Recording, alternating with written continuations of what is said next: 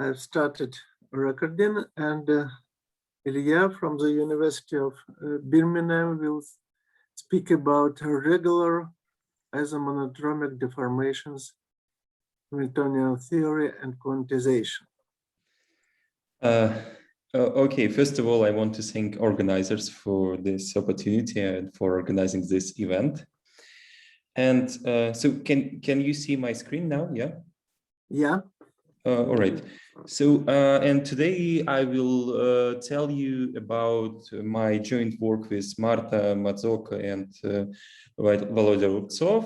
And generally, I will talk about irregular isomonodromic deformations. More precisely, I want to, let's say, show you our results according to the Hamiltonian theory of the equations which arise when we consider irregular connections. And also I want to tell you about the quantization of obtained systems.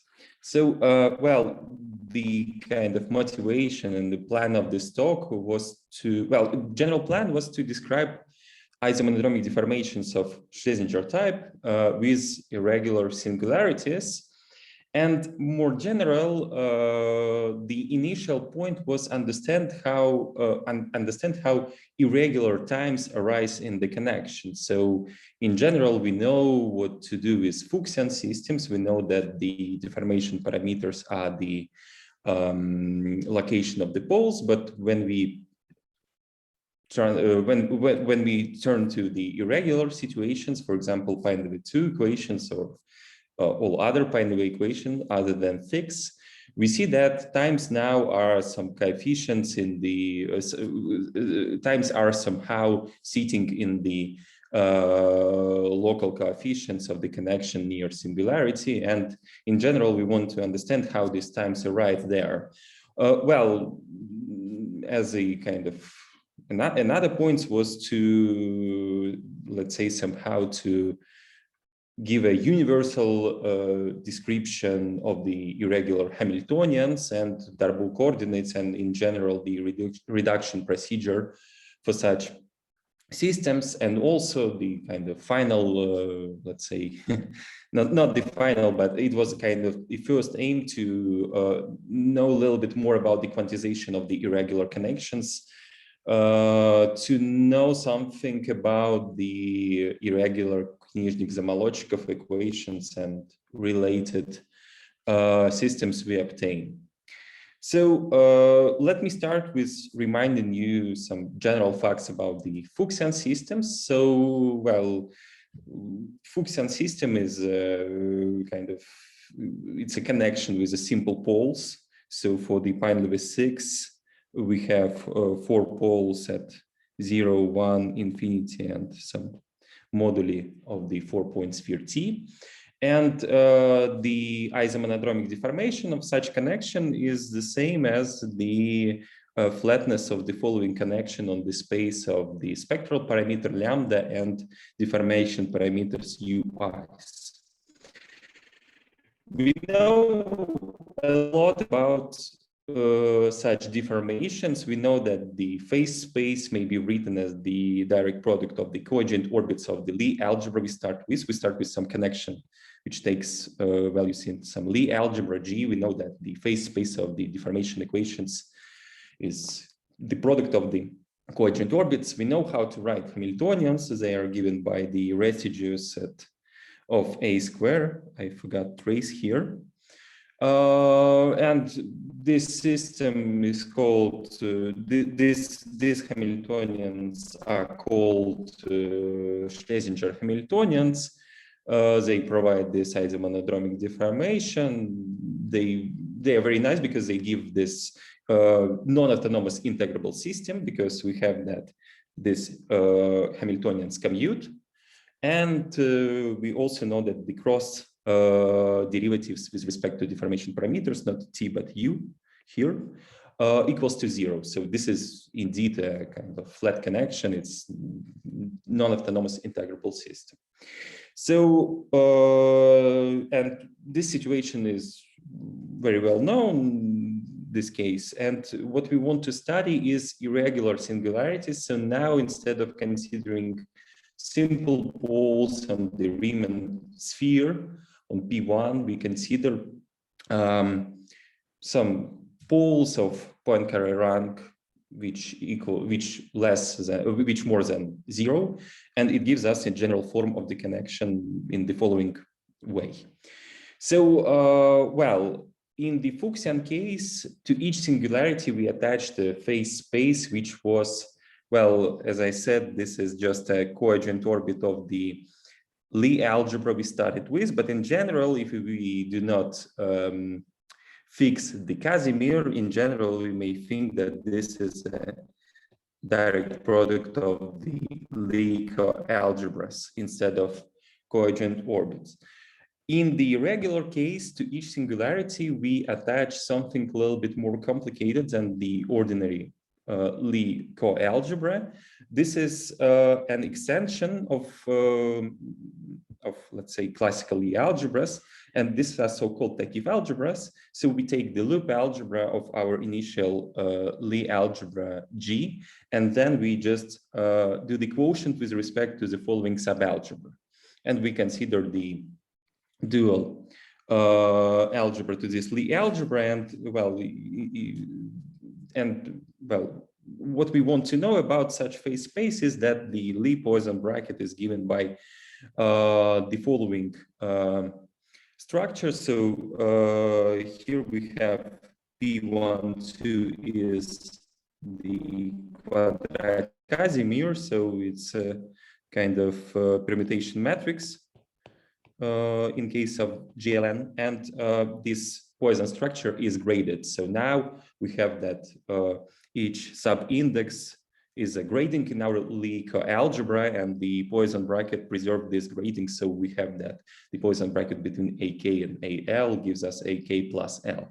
And yeah, maybe it's worth to just allow people to understand the notation that there are indices and pedices. So maybe if you could draw attention. Yeah, okay, that's a good point. Yes, let me draw attention on the fact that we have here two indices. So the upper index is just an index which corresponds to the singularity we consider. So at each singularity we have a local coefficients of the local expansion of the connection, while G is just an index which carries the grading of this Takeev algebra, or we may think about the just the number of the coefficients of the coefficient in the local expansion.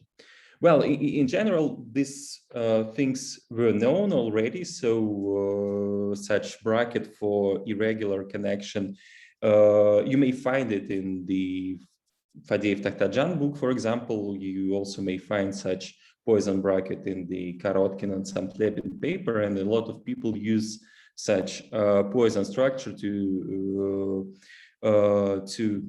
define such Poisson structure for the irregular connections.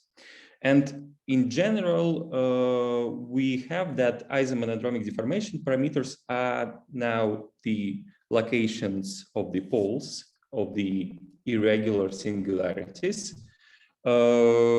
modulo automorphism of P1. Plus, we have some irregular times which are in general missed here. So we don't know. We don't know how the connection depends on this time, but they exist, and the first question we wanted to answer is that how the connection depends on this time. So the strategy we used for that is the confluence procedure. So we know that, for example, for the Pine-Lev equations, we know that there is a some limiting procedure which sends the Pine-Lev 6 to Pine-Lev 5 equation, and all the other Pine-Lev equation. It's a kind of cascade of coalescence, and schematically we may consider this confluence procedure as the moving to the boundary of the moduli space of the four-hole sphere. So Pine-Lev 6 corresponds to the sphere with the simple poles, then we and such that they do not well, such that they do not intersect in a sense. And then we go to the boundary, we allow 2 points to be in the same position, and this creates an irregular singularity for P5, and then we have kind of all other coalescences, and we obtain P3, P4, and P2. And in general, using such formulas, using such approach, we may systematically obtain the isomonodromic problems for all of these equations. And in general, the strategy is the following, that if we want to obtain irregular singularity of Poincare rank Ri, we just need to take Ri plus 1 simple poles and do the confluence of these poles. So let me demonstrate it on the case of the confluence of 2 simple poles. So we start with some connection, which is locally given by the following function. So we have a simple pole at point U and at point W. We have 2 matrices here, C and B, and both of them are in the Lie algebra. So through the whole talk, I will use the fact that we work with the Lie algebras with scaling form, so I can identify G star with G. Well, so we start with the following connection. We have all the other singularities, but I work here. I want to work locally, and we do the following change of variables. So we send W to U plus epsilon T1 and send epsilon to 0. And then we need to do some expansions. We need to expand C and B starting from 1 over epsilon. And such that we obtain the second order pole or singularity of Poincare rank 1. And also we have a finite limit. So this kind of limiting procedure should be well defined, but also should give us something more complicated than simple pole. Then if we will— Excuse me, Ilya, I think there is a typo, right? Should be lambda minus U under A0. Yes, thank you. Yeah, that's correct. So yes, if we will do such confluence procedure, if we will do such expansions such that limit exists and it's well defined, we will obtain that the connection locally will take the following form. So we have a second order pole at point U, and this parameter T1 that was in the confluence formula appears as the coefficients in the leading coefficients of our singularity. And in general, we have that this matrices A1 and A0 now they belong to the this Takif algebra of degree 2.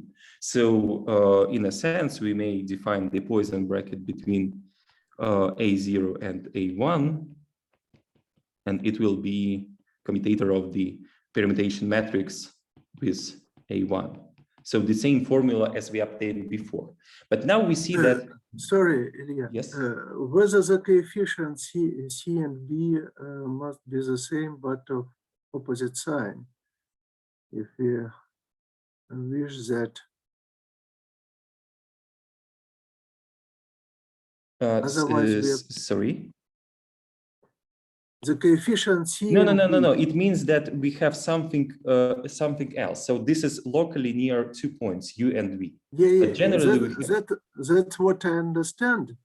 But if C differs from B, then the only what we obtain is just lambda minus U in the denominator, rather than.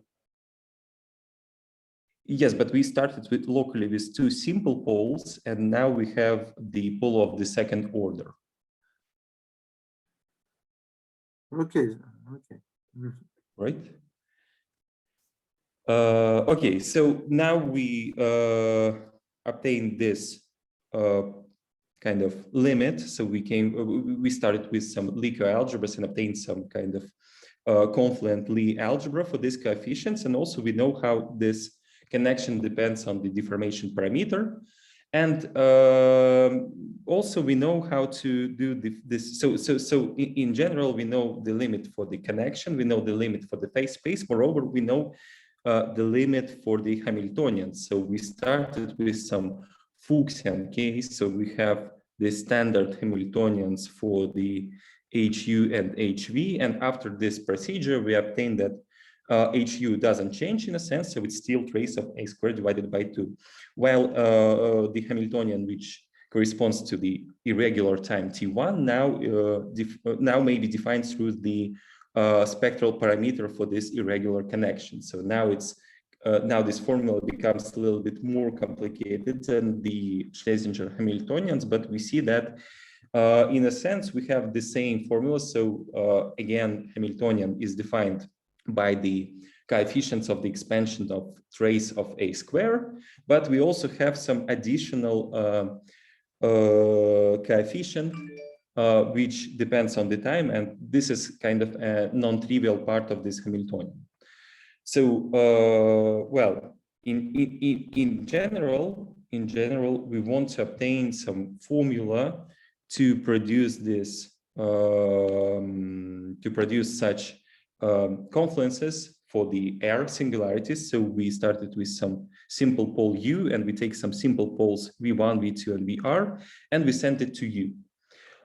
In general, we obtain locally that our connection takes the following form, but as we saw before, the some additional irregular deformation parameters now are sitting in the coefficients of the local expansion. So this matrix B now depends on T1, T2, and until TR, and all others in the same way. Well, not in the same way, but they all depend on these times. And in general, we want to know how this dependence looks like. So in the case 1 + 1 confluence, we saw that this is just a multiplication of the leading term, but in general, it can be slightly more complicated. So to do that, we fix some kind of, let's say, polynomial confluence. So at each step, we define V1 and Vk in the following way. So we started with the following formula for the confluence of the simple poles. And then at the second step, we define V2 in the following way. So we have some additional irregular time, because we now should obtain something, some new irregular time. Seems we lose some pole location in our system. And in general, the K step of the confluence looks like this. So we add to the U, so we represent Vk as a U plus some polynomial Pk, which depends on epsilon and on the irregular time, which has a following very simple form. I think here I need to put epsilon in power of I. And each step we expand coefficients of the connection, of the irregular connection, such that we obtain run K singularity and the limit exists. So in general, if we have such a connection, the formula for the isomonodromic time is the following.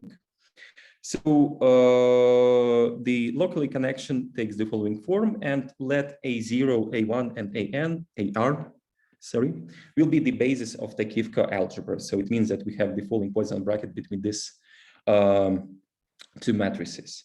Then we prove that in general, this B0, B1, and BR depends on A0, A1, and AR linearly. So now we need to treat these symbols as scalars, of course, but in general, they are matrices.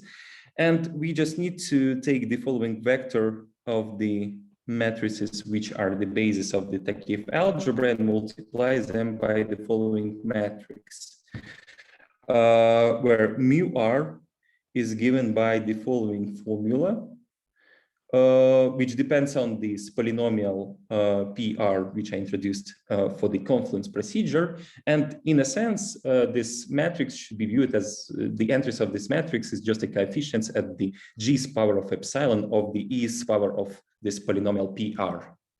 And this gives us the dependence on the irregular times of the for our irregular connection. So before I go, I will show you a few examples. So for the for the irregular singularity of the Poincare rank 1, we have that this matrix takes the following form, and we have the formula we already saw in the previous case for the confluence of the one and of two simple poles. If you consider second, and this generally corresponds to Pine-Levi-3 equations. So locally, Pine-Levi-3 isomonodromic problem takes the following form.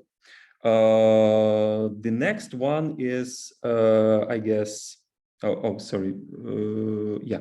The next one is Poincare rank 2. So the matrix of the coefficients of the time for this linear transformations for the coefficients of the Takif algebra takes the following form, and we have that locally connection takes the following form. So we know the Poisson bracket between A1, A2, and A0, and we know how it depends on times explicitly. Here I need to underline that in a sense, we need to think that these A's, they are kind of bare phase space. So if we will define any dynamic with respect to the parameters T1 or T2, the dynamic of this A will be given by the Poisson bracket with the Hamiltonian. That's the difference with the matrices B I introduced before.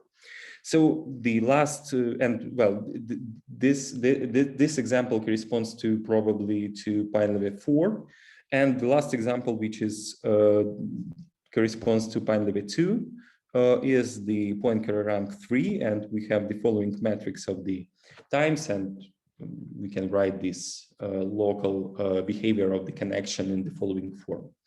But the general question is what the meaning of these times, so how can we define them, how can we think about them, what do they mean? So, occasionally this times coincides with another parameters which can be defined for any Takif algebra.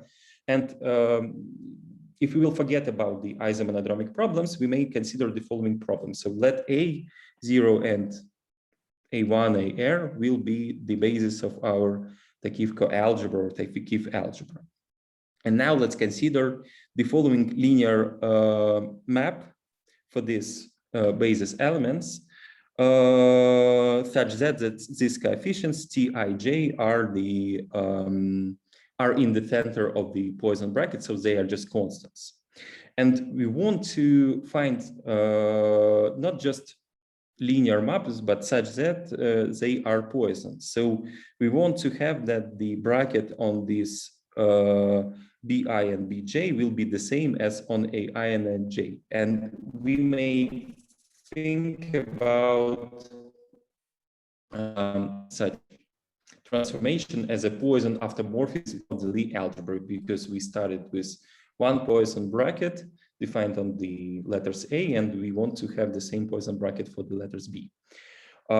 Such condition gives us some algebraic equations on these coefficients Tij's. And in general, if we will try to solve, this equation may be solved, and this equation gives this ideal I call P. And the miracle here is that the quotient ring with respect to this ideal gives us the polynomial ring with R variables, and the image of these Tij's, these coefficients of this linear Poisson automorphisms, are given by the following formulas, which are actually the same as we considered before. So again, we have this polynomial which generates this this dependence on this T, and well, in general, we have that this deformation parameters which we obtained in the previous case for the isomonodromic problems are the same as the deformation, let's say, well, are the same as the coefficients of the Poisson automorphism for the Takif algebra. And now we may think about the deformation parameters for the isomonodromic problems as the parameters which prefer the Poisson bracket for the local coefficients, and in general, the space of the deformation, I mean the space of the deformation parameters is the kind of space of different representation of our initial phase space in the loop algebra. So when we take our Lico algebras and put them into the connection, it's the same as the map to the loop algebra, and these times they just give us different ways to embed this phase space to this loop algebra, such that the Poisson bracket is the same always. So, well, moreover, and this gives us, this answers a lot of questions. First of all, it answers us what the dependence on the irregular times. The second one is that we know now the Poisson bracket between this.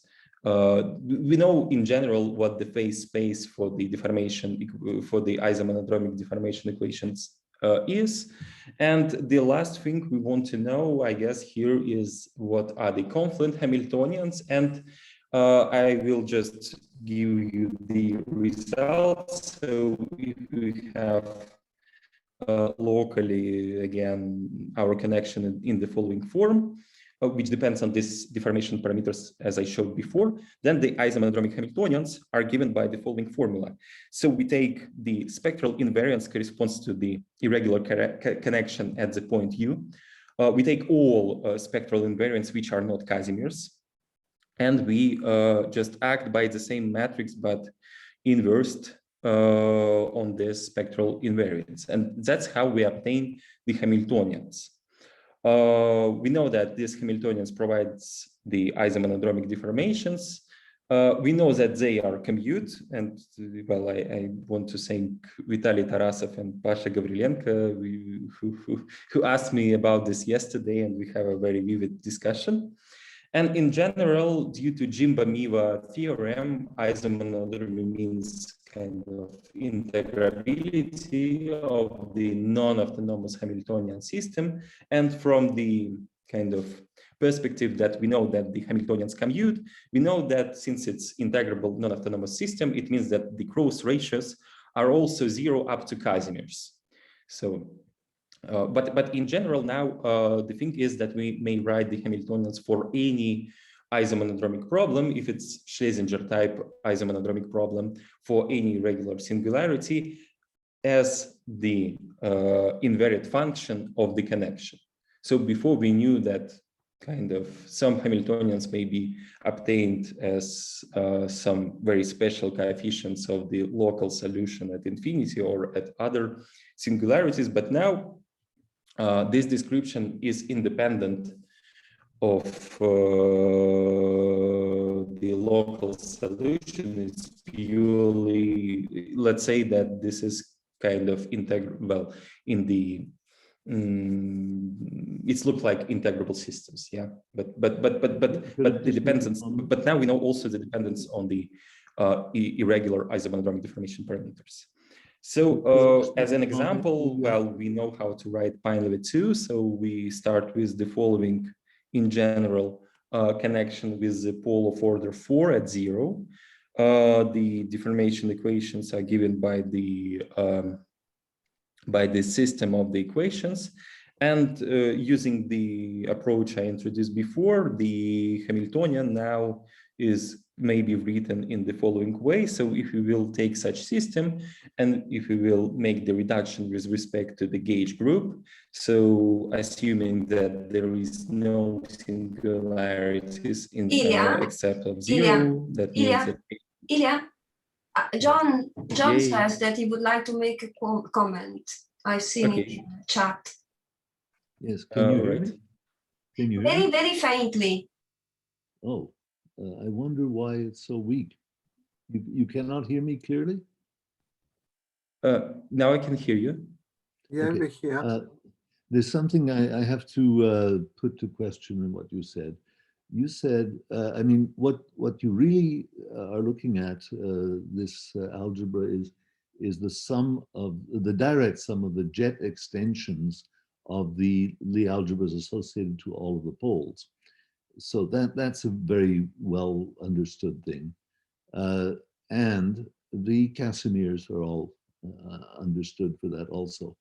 But what I would like to put into question is your statement. I think you said that all Casimirs generate isomonodromic deformations, and that is not the case. It's only a subset of the Casimirs. That there must be an auxiliary condition satisfied in order that the Lax equation, which is given by the usual R matrix structure, become a zero curvature equation.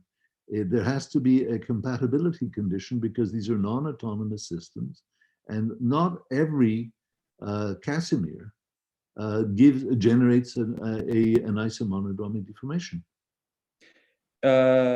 Yes, that's true. That's why we have this additional action of this matrix. So yeah, in a sense, I didn't explain it in details, but why I call these Hamiltonians to be isomonodromic, that's they provide the zero curvature condition for the extended connection, which may be computed using the our connection we obtain and the deformation one form. This spectral invariants, they are not Casimirs, so they do not commute with everything, they just commute with itself. But yes, if you will just take any system of such spectral invariants, I call them, maybe this is a wrong word to use here, then of course you will not obtain isomonodromic deformation. But let's say the theorem is, if you will take this spectral invariants and then you will take the following linear combinations of the spectral invariants, which are given by the following linear equation, you will obtain isomonodromic Hamiltonians. This is more precise, I guess. And John, did you understand now? Yes, that's exactly it. I mean, one can count these things. Do you know the count of how many of the spectral invariants? Let's say you have some poles of given order. Find a number of poles of given order, and let's say the rank is. Yes. Explicitly, if you have the Poincare rank R, well, you have the pole of R plus 1 and the Poincare rank R, then you have R plus 1 Hamiltonians. The first one corresponds to the U, to the irregular, to the position of the pole, but all the other R Hamiltonians corresponds to these irregular times, and you can find them using this equation. But does that give this? Does the count of the number of Hamiltonians that give isomonodromic deformations agree with the count given by the Jimbo, Miwa, Ueno, etc. Formulation of general non-Fuchsian systems in which they have identified very explicitly what these non-autonomous deformation parameters can be, and you can count up how many there are. And there should be a one-to-one correspondence between those and the isomonodromic Hamiltonians, and there is. I guess yes, but there is a kind of if you are talking about the Jimbo-Miwa deformation, which use the leading term eigenvalues, then I think the question, there is a question if these Hamiltonians correspond to that Hamiltonians. But in general, the number of the Hamiltonians corresponds to the, let's say, integral Poincare rank. So for each system with kind of topological data of the Poincare rank of singularities, you may say how much flows do you need to have an isomonodromic system. And in this situation, you have the full set of the Hamiltonians.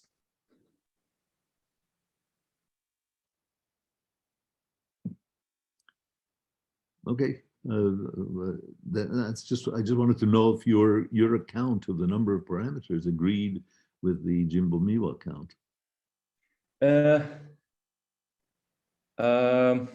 I actually don't know. I need to check it, but it seems to be they are the same, because this is most general form of the, well, not the most general, but it looks to be the full set of the Hamiltonians. So I guess it should be in correspondence with Jimba-Miva results. Well, if it's only the T's, then it does not. You seem to have fewer parameters than they do. If you simply take the rank of the, I mean, it can't be that, because you have I think John, it's 2 by 2. It's Sorry? 2 by 2 the system. That's why. If it's 2 by 2, are you only talking about 2 by 2? No. It's not 2 by 2. We do any dimension. Yeah, but that's what I think, that the T's correspond, as Marco says. You'll get the T's when you do 2 by 2, but that's because you only looked at the quadratic Hamiltonian. But what about the cubic and the higher degree ones? That will give you more parameters. Well, the same for the Fuchsian system, but for the Fuchsian system, if we will take 3 times 3 matrices, we have much more commutative family of the, let's say, Hamiltonians, but we only have n times. So yeah. Anyway, I think one should be careful. There is actually a theory worked out for this, in which there's a sort of duality between the non-autonomous flow parameters, so the non-autonomous deformation parameters, and the Hamiltonians that correspond to those. And the non-autonomous flow parameters are all actually Casimirs. They're Casimirs with respect to the underlying R matrix structure. And the way that you can characterize them, I don't want to interrupt your talk or delay it, but it's all in terms of the fundamental differential. You take the moments of the fundamental differential, both the positive and the negative moments around each singular point, and they balance out. That is, the positive moments, that you take the principal part and you take the corresponding analytic part to the same order, and they exactly correspond, and those are the times in the Hamiltonians. It's all part of the standard R matrix structure. Okay, maybe we can discuss it after, because Okay, I'm sorry, I didn't want to delay you. Yeah, but I was a little bit worried. I see what you mean. Yeah, all right. Okay, all right. So, well, yeah. Okay, let me continue. So, well, in general, yeah. Okay, we have this spine level 2 example. So now we have this Hamiltonian written in the as the invariant function of the connection, and if we will do all the reduction, so we will do the reduction with respect to the gauge group, we will obtain finally the 2 equation. And in general, from such perspective, we can see that this is just a de-autonomization of the num top. So if we will take num top and we will do some kind of special gauge for this system, we will also be able to write it down with the same phase space using the autonomous version of this Hamiltonian. So they are kind of the same, and this gives a very nice connection between these 2 systems. So, well, this is mostly everything what I wanted to tell about the Hamiltonian theory of the irregular isomonodromic deformation. Now I want to turn to quantization, and again I will start with the Fuchsian case. So we start with some unreduced phase space, fully unreduced phase space. So we don't even fix the spectrum of the matrices of the residues. And in general, when we do the quantization, we do very simple deformation quantization. So we start with the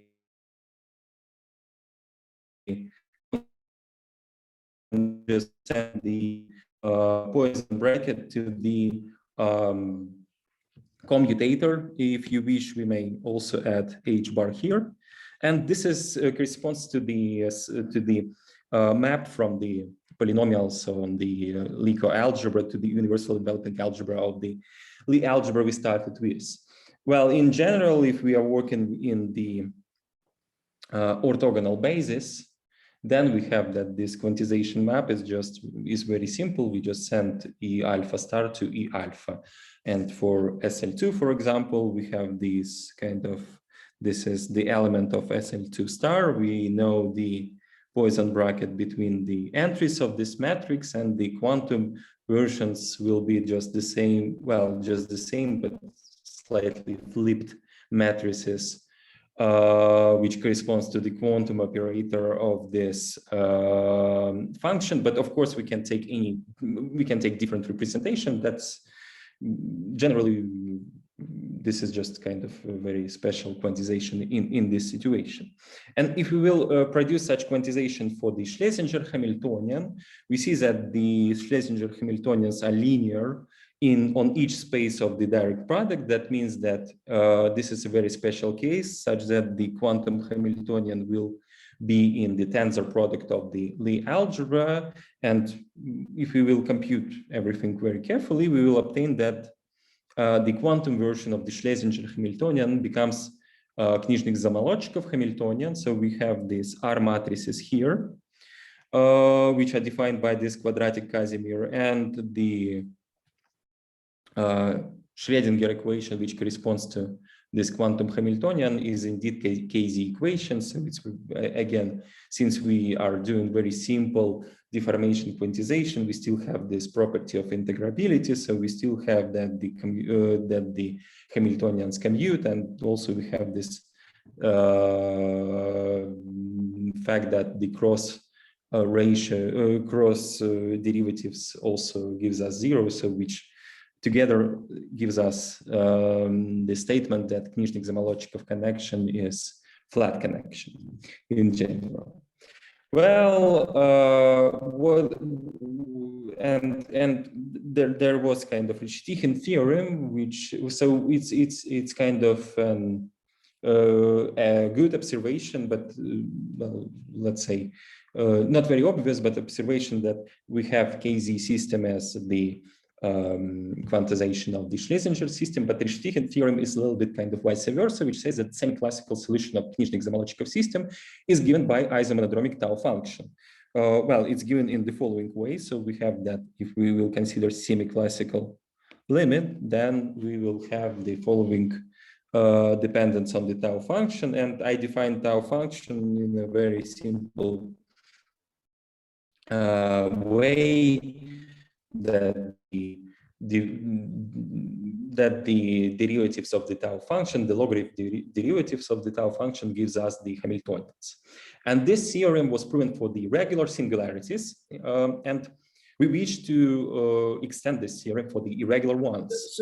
Sorry, could I just interrupt you for a second? So in which sense you are writing this relation? Psi lives in the direct product of several representations of whatever, SL2. Tau function is a scalar.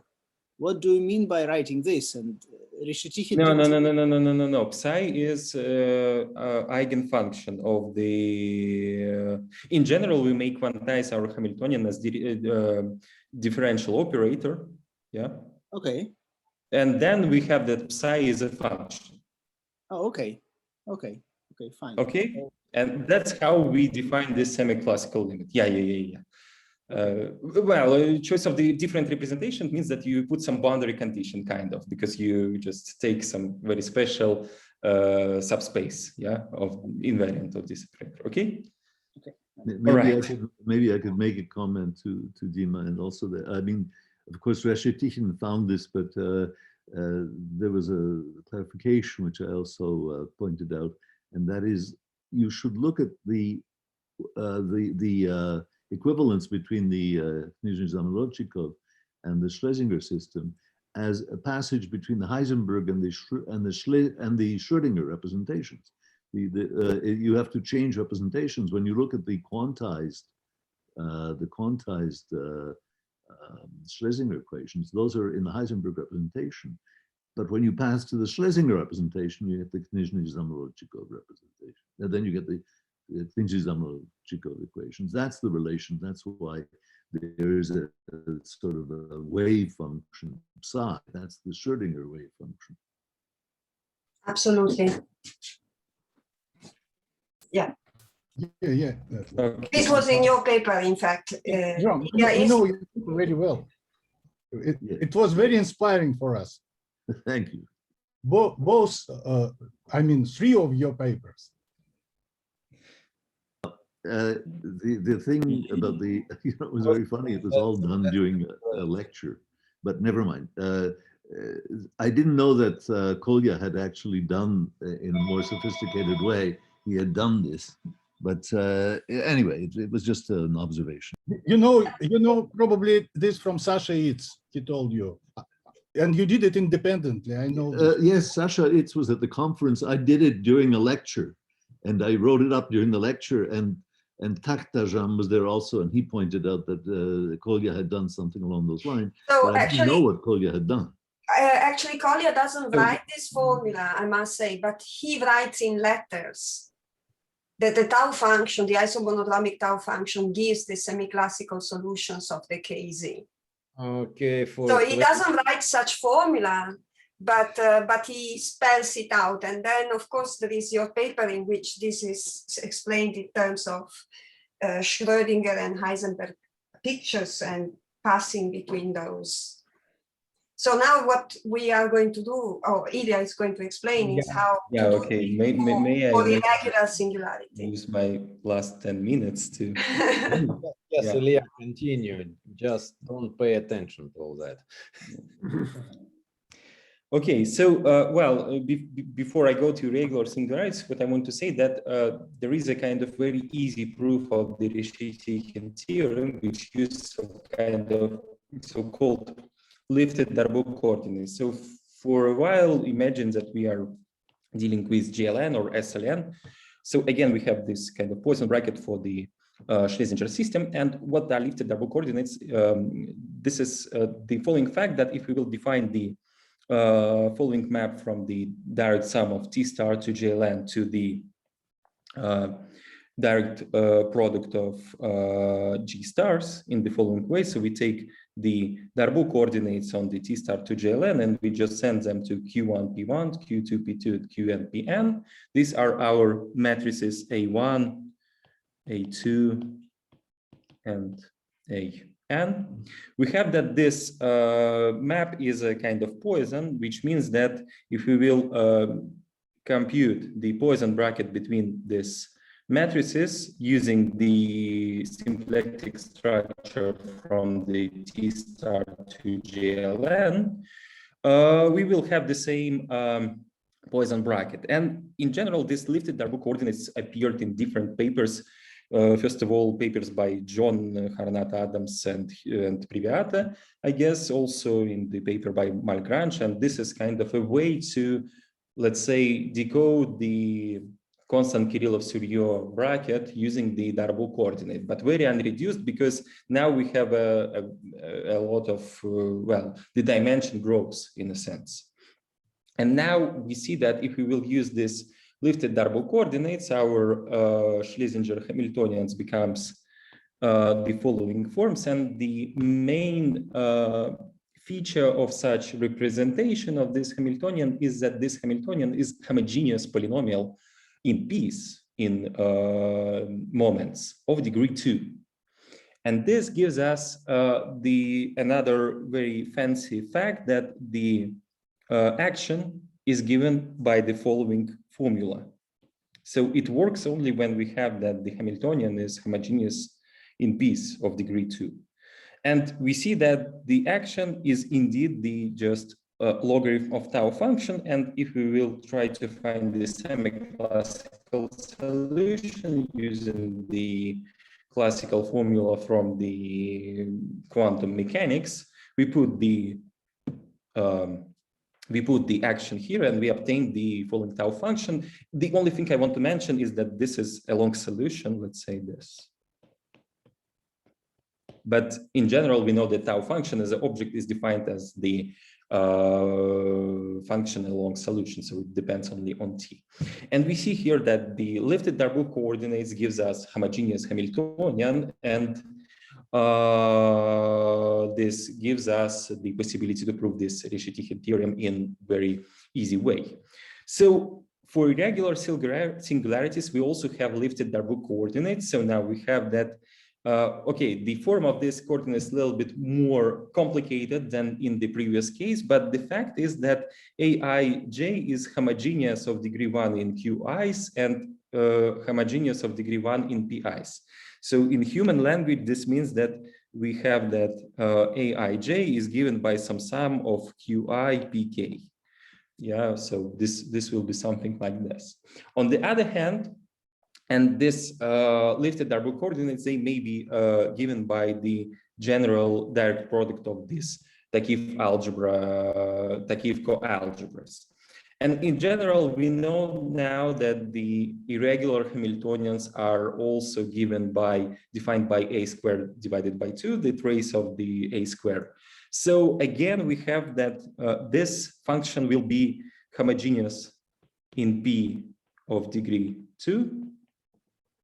And in the same way, we prove that the semi-classical solution for such system of Hamiltonians is given by the tau function. So in general, so do I have 5 more minutes? Lena? I think so, yes. Yeah, I believe yes. Yeah, all right. Yeah, you So, started later. This lifted Darboux coordinates, okay, we know that they are very good to prove this Cauchy-Tykhen theorem, but what else do we have using this lifted Darboux coordinates? What is going on in general?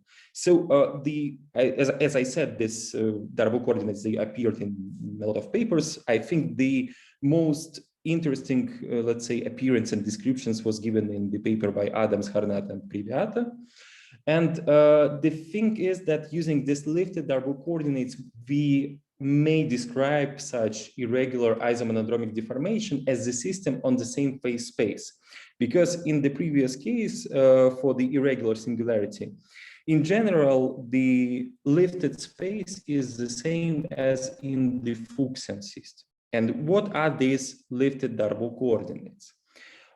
This symplectic space T star to GLM is a very special one, because on this space we have 2 different actions of GLM. Well, we have generally a lot of different actions of GLM on this space, but we have 3 of them which are acting by symplectomorphisms of this space, and 2 of them commute.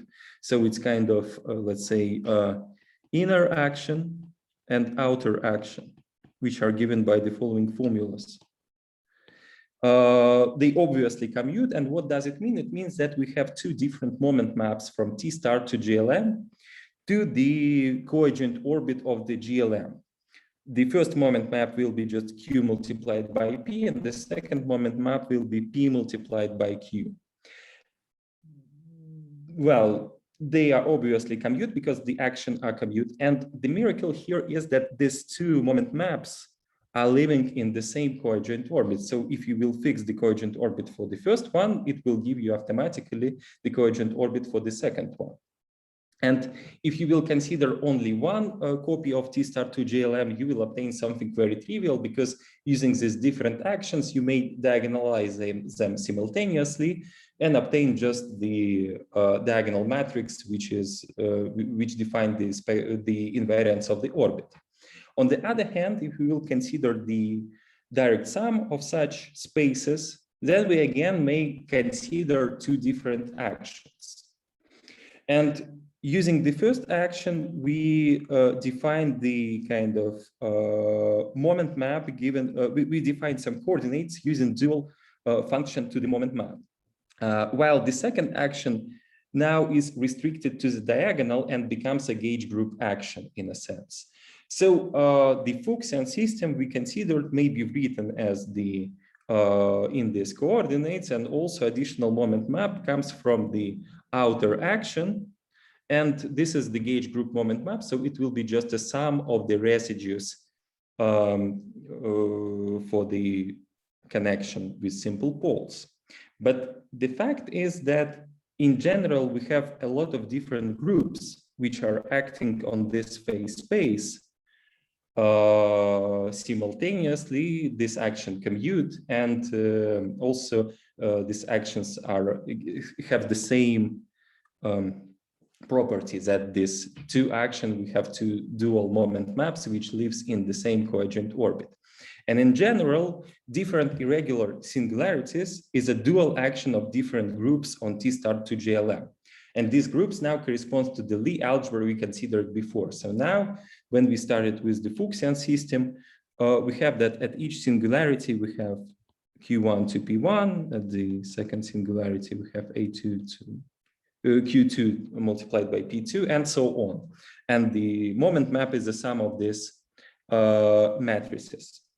Now, if we want to do the confluence, we want to consider more complicated group, which is acting on this phase space. And now we have that this two, when we have the coalescence of these 2 points, we have that actually the moment map becomes the element in the coadjoint orbit of the Takif algebra of degree 2. So it depends on the spectral parameter in a sense, and we have that the first A0, let's say this, becomes Q1 P1 plus Q2 P2, and A1 becomes Q1 and P2. So we have kind of a very combinatorial way to define the this lifted Darboux coordinates for the irregular singularity. If we want to consider the confluence of the 3 points, now we consider the confluence of these points, then the A0 will be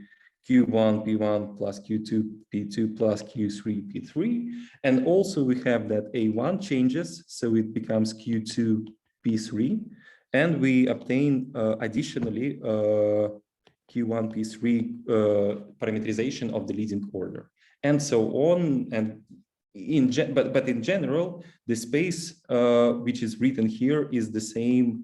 The phase space is the same, so the coordinates came from the direct sum of the 4 copies of T star to GLM. But now, using such different formulas, we may introduce different parameterization for different irregular singularities for different for the coefficients, for the local coefficients, which will be in correspondence with the Poisson bracket, which is given by the R matrix in the loop algebra, or by the constant Kirillov-Suryo or Lie Poisson bracket for the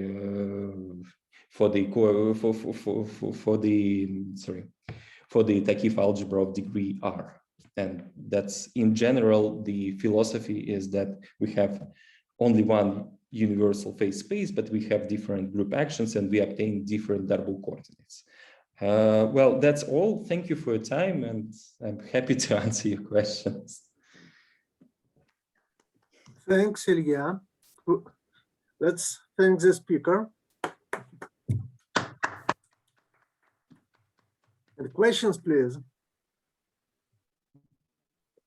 Yeah, may I ask a question? Yeah, you're welcome. Thank you. So, yeah, in the Schlesinger classical system, you have on one side you have the constant Kirillov-Suryo Poisson structure. On the other side, you have Goldman on the monodromy matrices and so on. Now, the question that I want to ask is whether something like that exists at the quantum level, if you know or if you've looked into that.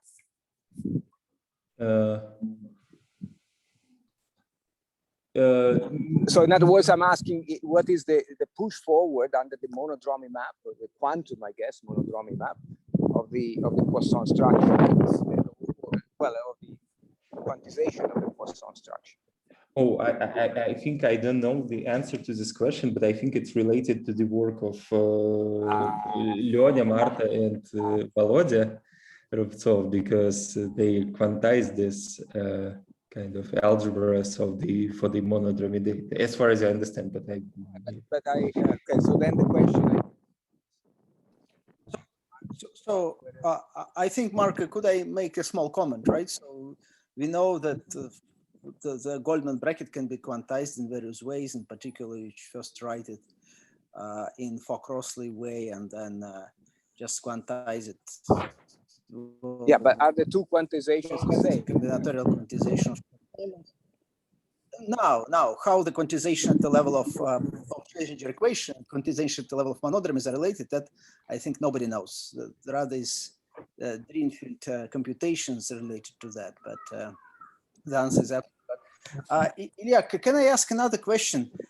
Still just following up to that question which I asked before. You were telling us that psi, right, you look at it as in some representation. So that means that in addition to the positions of singularities, it will depend on the internal variables, right? On the coordinates which are used to write differential operators of SL2, right? Still, right? Yes. Okay, so you have like n poles of the Schlesinger system as arguments of psi, and on top of that, n internal variables in SL2, right? So now when you look at the classical limit, quasi-classical limit, you are telling us that these internal variables somehow magically disappear because tau function depends only on poles. So what I'm missing, not really, because now you mean in irregular case or regular case, Fuchsian case, the easiest. Yes. Okay. So when we do quantization, we go to the different, well, in general, when we use this kind of lifted Darboux coordinates, for example, we quantize Darboux coordinates in a way that we quantize them as a differential operators. Yes, this goes to the... Well, you can quantize Kirillov constant, which is just in SL2, it's angular momentum. So you have your three operators. Yeah, that's right. To some extra variable. Right, yeah. And at each vertex, at each pole, the variable you have different variables, right? You have the tensor product of n representations. Okay, so psi depends on position of singularities plus n internal variables. Am I right? Yes, but you integrate your yes, that's true. That's okay. True. So now you look at quasi-classical limit, and the result you are saying is that these internal variables are completely lost by some magic. Yes, because you compute it along the solution. So now your external variable depends on the times, and you compute this quasi-classical limit along the solution of the kind of Schlesinger equation, in a sense. Well, we have Shechtman-Warchenko formula for solution of KZ equation, right? Okay. Yeah. Okay, so the Shechtman-Warchenko formula, it has many components, right? And so you are saying that the limit of that, of which component? So there is a formula. It has multi-integral, right, of what they call this, some people call Yang-Yang function, Warchenko and company call it, and Vitaly, I see here that the principal function, you have this formula. So you're talking really about classical limit there. What's clear is that the number of integrations becomes infinite, right? But somehow, how this quasi-classical limit, because I thought about it at some point and I couldn't figure out. It would be nice if you can eventually give the answer, but I'm a little bit lost in the logic here. Okay. Okay, Dima. Well, I need to think about it generally, but it looks like that when we are looking for this solution for the quasi-classical, for this semi-classical solution, we kind of integrate along the, so we have, well, as far as I understand, we just obtain some classical equation for these external variables, and we integrate along the solution for this classical system for these variables. That's how this tau function theorem works, but it doesn't mean that this is kind of corresponds to this classical limit of the... It doesn't matter how you look at it. Either you have many components and then you have to handle them somehow. Yeah. Scalar, for example. Okay, I believe there is a long discussion Okay. in the future. Are there any other questions? If no, then let's thank the speaker again. Thank you, Ilya. Thanks. Is there a possibility to have a continued discussion, or is there another talk now? There is no other talk. I just turn off Actually, recording and we can proceed further.